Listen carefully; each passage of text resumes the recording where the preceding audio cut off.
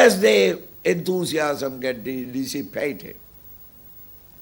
Krishna points out here, only 3 channels, all your inspiration generally get dissipated.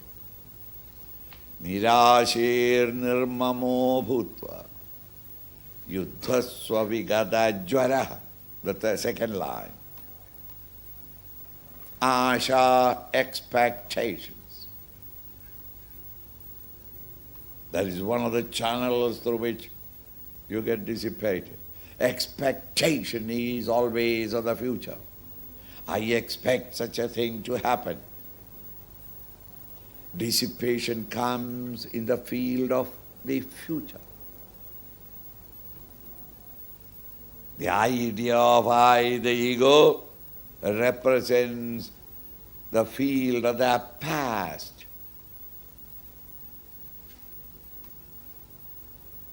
Memories of the past. Comes into your mind and you get your enthusiasm get dissipated. Why don't you do that business? So and so is offering you the capital.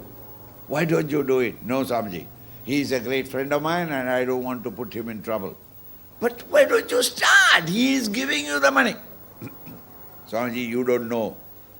In 1970 I started a business.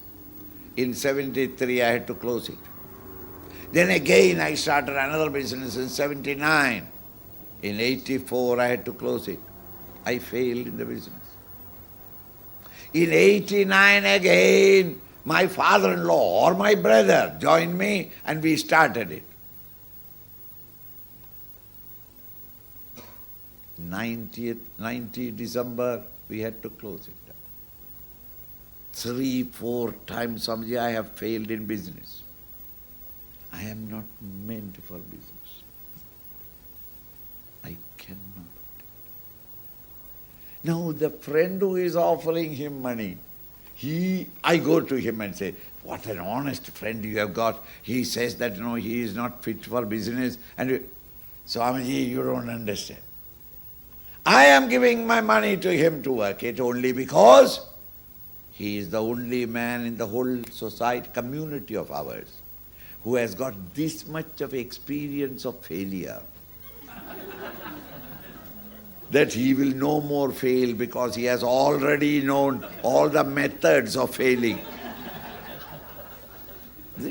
If a new man comes, he may again get failed, but this man cannot fail. Meaning, the past can be used positively. But ordinarily we all get frightened and our self-confidence goes away when we remember the past. Start your spiritual life, and I say, you say, okay, Swamiji, but in 2 days' time you stop it. Why? How can I be ever spiritualized? Do you know what all things I have done in the past? The poor Swami doesn't know. Because I went there for the camp, he thought that I am a very chaste, beautiful one. I am the greatest rascal available in the world. Each individual remembers all the past and says that in the past I was bad, therefore I can never be good. If the bad cannot become good, what is the meaning of good becoming good? To become good is the privilege of those who are bad, isn't it? You don't understand. Swamiji, religion, the rascals are all in religion. Only rascals need a religion. Good people don't need a religion. Swamiji, how is it that all people who are near you are all wicked, vicious people? Why, Swamiji? I say, congratulate me, my dear man. Around a famous doctor, who will be there at all times? The sick. Is there a doctor who complains that I am tired of this profession, I am going to resign this profession? Why? No healthy man ever comes to me. Why should a healthy man go to a doctor? Similarly, only wicked people will be around any worthy Swami. Because they have to be improved. Similarly, Swamiji, you don't know the type of people that go to the church and the mosque and the temple. They are dangerous people. It is meant for dangerous people. So that you and I, hereafter, when you remember, in the past I have failed many times, how can I win? Huh? Winning is meant for those who have failed, not those who are winning. Those who are winning, how can they win again? They are winning already. No, it is a point of view is wrong. But this is how everyone, they remember the past and dissipate the present. Or some of you don't remember the past sins that you have done because your memory is very poor. You do one mistake and then bump into the second mistake. And you have forgotten the first mistake. Some people have not the memory. But you have got the imagination and fancy that you are very sure that the future is going to be completely helpless, hopeless. You are afraid of the future. Anxieties for the future. Why did you start some business? Swamiji, this is not the right time to start business. Why? There is a nuclear threat in the world. So what? Swamiji, the nuclear, you don't understand. When the nuclear threat comes, everything is going to be blasted into mere ashes. So, therefore, I don't want to invest at this moment. See how illogical? When everything goes into ashes, your capital also gone, never mind. You are also not going to survive. Even if you survive, and all others have died in a nuclear war, why do you want money? What business are you going to do? There is no purchaser. What business is it? You are the only one. Hare Rama, whenever you hear that the atom bomb is coming, immediately inquire which is the direction it is coming. It is coming from southeast. Run towards it. Or else the greatest tragedy is that you survive. After the atomic destruction, if you survive, no restaurant, no hospital, no doctor, no family people, alone you are. Think, you have to start agriculture. Never survive, die. But Swamiji, everybody will die. How nice. You want to die one by one? If you die one by one, alone you have to go to that unknown world, isn't it? You will not know where to go, right or left. Atom is the best method.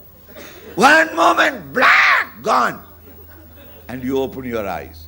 And you, what do you see? All the people who are known to you are already there. Isn't it?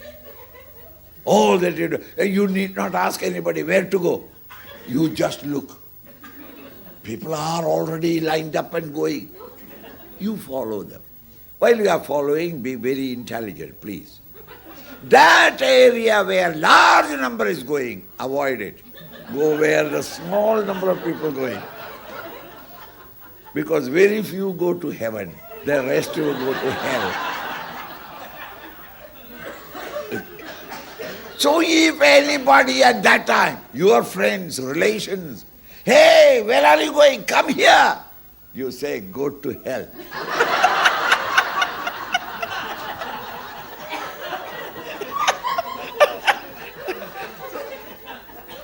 So there is nothing. To any intelligent man, everything that is happening in the world, there is no devastation or tragedy. It is all comedy.